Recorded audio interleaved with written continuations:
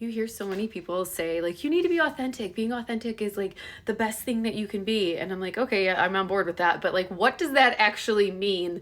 And I was thinking about this yesterday and I'm like, well, at least for myself, I think I know I'm in my authenticity when my thoughts, my words, and my actions are all in alignment with my truth.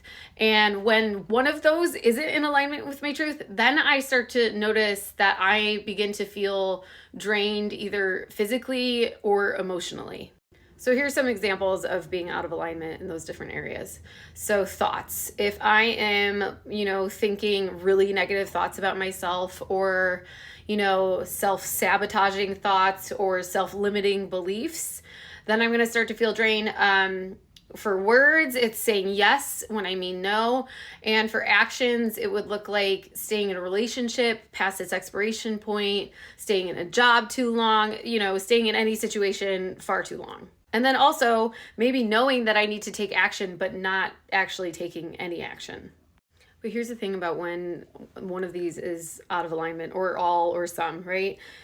It takes a lot of energy to lie. And that's essentially what you're doing when you're not in alignment with your truth. You're essentially lying. So to wear like a mask takes a lot of energy, and that becomes very, very draining, especially if it's over a prolonged period of time. And also, you don't have to be aware that you're lying to yourself, but your body is definitely aware. I mean, and they've done so many experiments on this. You can even do an experiment on yourself right now. If you tell a lie and then have someone test your strength, and then, don't tell a lie, tell the truth, and then have somebody test your strength, you are physically weaker after you lie than after telling the truth. They've done so many experiments on this.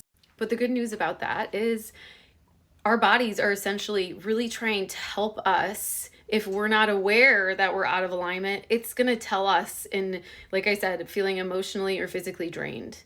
So where are you out of alignment when it comes to your thoughts, words, and deeds? And maybe can you sit down and journal, if I stopped lying, what would my next honest action be? Because when you stop living out of alignment with your truth, then your power returns and everything gets way easier.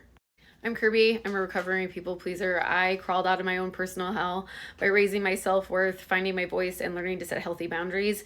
And now I'm very passionate about helping other people do the same and maybe skip a couple steps. So if that's something that you're interested in, like and follow for more, or you can always book a coaching session with me. The link is in my bio, and I hope that helps. Take care.